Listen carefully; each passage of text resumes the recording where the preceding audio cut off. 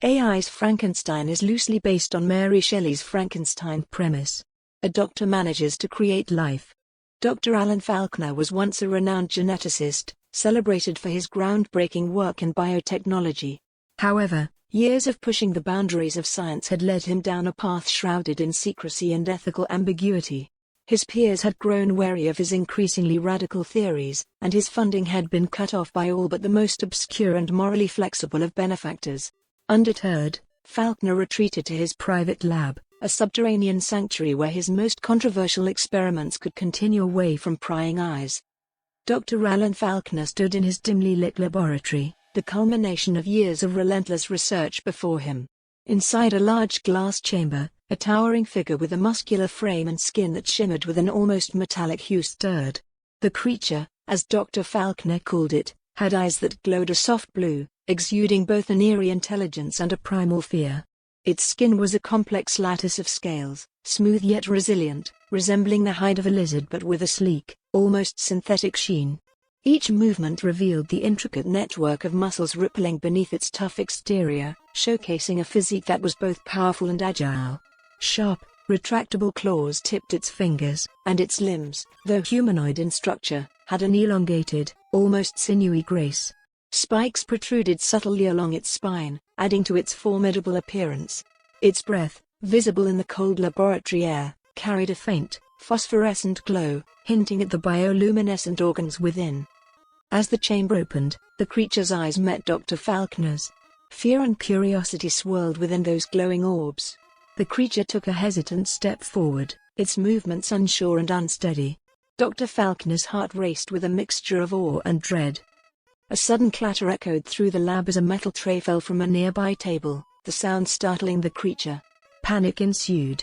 With a powerful surge of strength, it shattered the glass chamber and bolted from the lab, disappearing into the night. Falkner stood frozen for a moment, the reality of his creation's escape sinking in.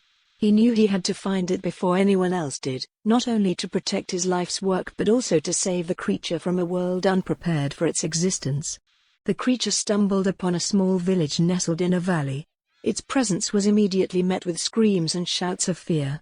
Villagers armed with pitchforks and torches approached, their faces twisted in terror. The creature, confused and frightened, tried to communicate, but its monstrous form only incited more panic. It raised its hands, attempting to show it meant no harm, but the sight of its sharp claws and imposing stature only amplified the villagers' horror. The creature's glowing blue eyes were wide with fear and desperation, darting from face to face, seeking any sign of understanding or compassion. But all it saw was hatred and terror. It opened its mouth to speak, but no words came out, only a guttural sound that further terrified the villagers. As the villagers closed in, one of them, a burly man with a pitchfork, lunged forward. Instinctively, the creature defended itself, not realizing its own strength. In a tragic instant, the man was thrown back with such force that he lay lifeless on the ground. The shock of what it had done reflected in the creature's eyes, a mix of horror and sorrow. The others, seeing their fallen comrade, attacked in fury. The creature, overwhelmed by fear and confusion, fought back in a desperate attempt to survive. Every defensive move it made resulted in another villager's death. The air was filled with screams and the acrid smell of burning torches. Finally, realizing the chaos and destruction it had caused, the creature's fear reached a breaking point. It looked around at the lifeless bodies and the terrified faces of the remaining villagers. In their eyes, it saw not just fear but a deep, unrelenting hatred. It knew it could not stay. With a powerful leap, the creature broke free from the circle of villagers and sprinted into the forest, its massive frame disappearing into the shadows. The villagers, stunned and grieving, watched it go, their fury now mingled with relief that the nightmare had ended. The creature, now alone and lost, ran deeper into the wilderness, the weight of its unintended violence heavy on its heart. Days turned into weeks as the creature hid deep within the woods, nursing its wounds and grappling with the horror of its actions. Each day was a struggle for survival, marked by the constant fear of being discovered. The creature's sleep was plagued by nightmares of the village, the screams of the villagers, and the lifeless bodies it had left behind. It moved cautiously, always alert to the slightest sound, always ready to flee at a moment's notice. Despite its fear, an insatiable curiosity drew the creature back to the village every night. Cloaked in shadows, it listened to the villagers speak, observing their interactions from a safe distance.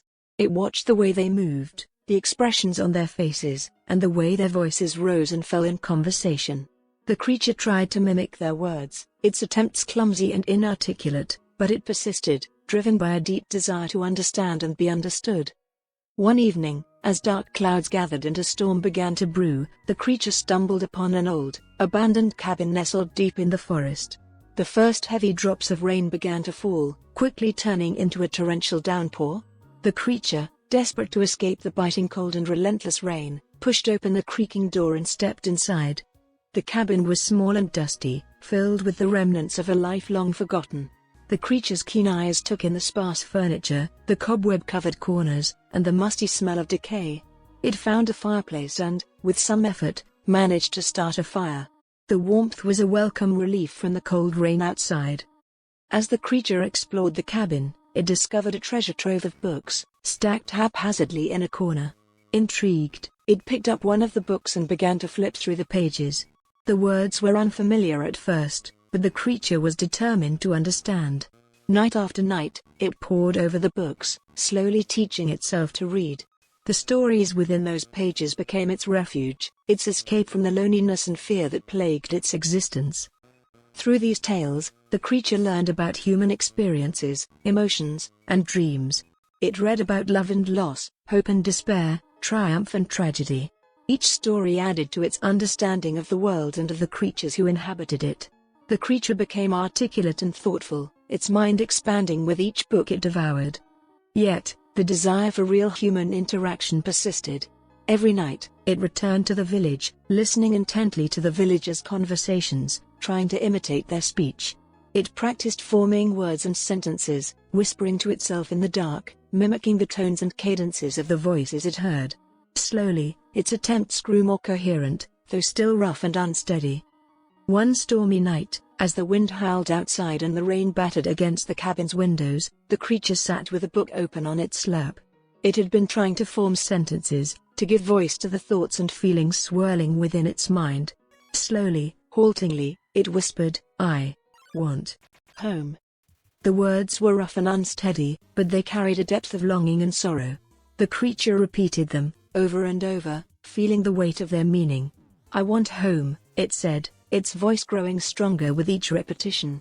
For the first time, it had found a way to articulate the aching void inside it. As the storm raged outside, the creature felt a glimmer of hope. It did not know what the future held or if it would ever find the acceptance and belonging it yearned for. But in that abandoned cabin, surrounded by the stories of humanity and the echoes of the villagers' voices, it found a small measure of peace and a new sense of purpose. It would continue to learn, to grow, and to seek out the connections it so desperately desired, no matter how long it took. One day, while wandering near the edge of the forest, the creature encountered Dr. Falkner. The scientist had been searching tirelessly for his creation, driven by guilt and responsibility. "Dr. Falkner," the creature began, its voice now steady and articulate, "I have learned much during my time away. I understand now what it means to live, to feel, and to dream.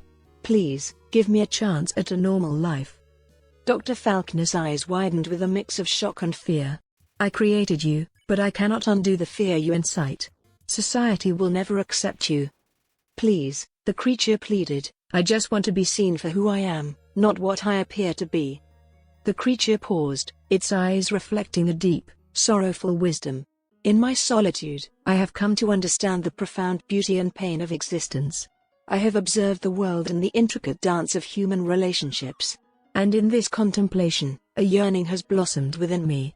A yearning not merely for acceptance, but for companionship, for family." Dr. Falkner's expression softened as he listened to the creature's eloquent plea. The creature continued, "I implore you, Dr. Falkner, to consider the possibility of creating a family for me. I seek not only a bride but the potential for kin, a lineage that might bridge the chasm between my monstrous form and the humanity I so desperately seek to embrace." The doctor's heart ached with a mixture of compassion and responsibility. "You speak with such eloquence and wisdom," he said quietly. "Perhaps I have underestimated the depths of your soul. Creating a family for you. It is a task fraught with peril and ethical dilemmas. Yet it is a task that could also lead to redemption, for both of us, the creature replied. A chance to heal the wounds of our past and to forge a future where love and understanding prevail over fear and prejudice. Dr. Falkner took a deep breath, his mind racing with the possibilities and the risks. Very well, he said at last. I will endeavor to create a bride for you. But know this, it will not be easy, and there will be many challenges ahead. We must proceed with caution and care. Thank you, Dr. Falkner, the creature said, a glimmer of hope in its eyes. I promise to cherish and protect the family you helped me create, and to honor the gift of life and companionship you bestow upon me. The laboratory was filled with a tense silence as Dr. Falkner worked meticulously, his hands steady but his mind racing. The process of creation was always a delicate balance of science and hope, but today carried an added weight of responsibility. Using part of the original creature's brain to provide the new being with greater cognitive understanding, Dr. Falkner made a final adjustment to the apparatus, and the air crackled with energy. Before them lay the new creature, a female form, still in the initial stages of awakening. Dr. Falkner watched with a mixture of anticipation and trepidation as the creature's eyes fluttered open, revealing a deep, searching gaze that seemed to carry a flicker of recognition. The original creature approached cautiously, its heart pounding with a blend of excitement and apprehension.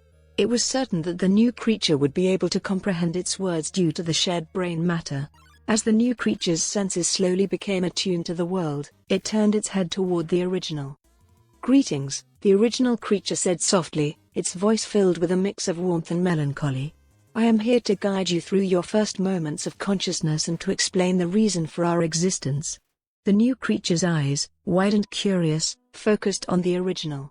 Her expression was one of immediate understanding, a testament to the shared cognitive pathways. She remained silent, absorbing the initial shock of awareness, and listened intently as the original continued. Dr. Falkner created us not merely as experiments, but as embodiments of a complex interplay between science and the search for companionship. We are both a product of his genius and a testament to his flaws. Our existence is an attempt to rectify a sense of loneliness and a desire for understanding, an effort to bridge the gap between his own isolation and the human need for connection. The new creature's gaze was intense, reflecting a deep contemplation. Her eyes shifted from the original to Dr. Falkner, who stood at a respectful distance, his own expression a mix of hope and apprehension. As the original's words sank in, the new creature's face grew somber. Her eyes conveyed a profound sorrow as she processed the weight of their existence. Her body language spoke of the deep, existential struggle she was undergoing. Time seemed to stretch in the silent room, the only sounds the soft hum of the laboratory equipment and the steady breathing of those present. The new creature's contemplation was evident in her furrowed brow and the occasional, almost imperceptible shiver that ran through her form. Suddenly, without warning, the new creature's eyes widened with a frantic determination. In a swift and decisive motion, she sprang to her feet, her movements a blur of desperation and resolve. She darted past the original creature and Dr. Falkner, her form a shadow of turmoil as she fled the laboratory. Dr. Falkner and the original creature watched in stunned silence as she vanished into the distance, her figure quickly swallowed by the forest that lay beyond the laboratory's confines. The sound of her hurried footsteps grew faint, and then was gone, leaving only the eerie silence of the laboratory in her wake. The original creature stood still, its expression a mix of sorrow and empathy, while Dr. Falkner's face was etched with a deep, pained realization. The weight of the new creature's decision and her abrupt departure hung heavily in the air. The original creature, heart pounding with a blend of hope and fear, raced through the forest. The urgency of the situation drove it forward, and its powerful legs propelled it through the underbrush with speed and purpose. The forest gave way to a clearing, and as the creature burst into the village, it was met with a horrific sight. The new creature lay on the ground, surrounded by a hostile mob. Villagers armed with crude weapons and torches were brutally attacking her. The scene was a nightmarish tableau of violence. She was being stabbed and set ablaze, her screams echoing through the night. The creature's eyes widened in horror and disbelief as it watched the senseless brutality. In a fit of rage and despair, the original creature's roar shattered the night. It surged forward with an uncontrollable fury, its muscles rippling with raw power. The village that had once seemed quaint and peaceful was now consumed by chaos.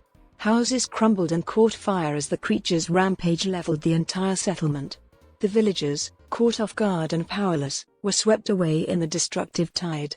Dr. Falkner, arriving just in time to witness the devastation, desperately tried to intervene. "Stop! This madness must end," he shouted, but his voice was drowned out by the cacophony of destruction. His attempts to reason with the creature were futile. In the frenzy, Dr. Falkner was caught in the crossfire, his body flung aside by the sheer force of the creature's wrath. As the village burned and the last cries of its people faded into the night, the original creature's rampage finally subsided. The landscape was now a smoldering ruin, the air thick with smoke and the acrid scent of destruction. The creature's breath came in ragged gasps as it scanned the devastation, its heart heavy with anguish. Finally, its gaze fell upon the body of the new creature. She lay among the ashes, her form barely recognizable through the charred remains. The original creature staggered towards her, its hands trembling as it gently gathered her lifeless form into its arms. Tears streamed down the creature's face, mixing with the soot and blood. It cradled her tenderly, its grief palpable. Her eyes, once full of life, were now vacant and dim. Her breathing was shallow, and with every passing moment, she seemed to slip further away.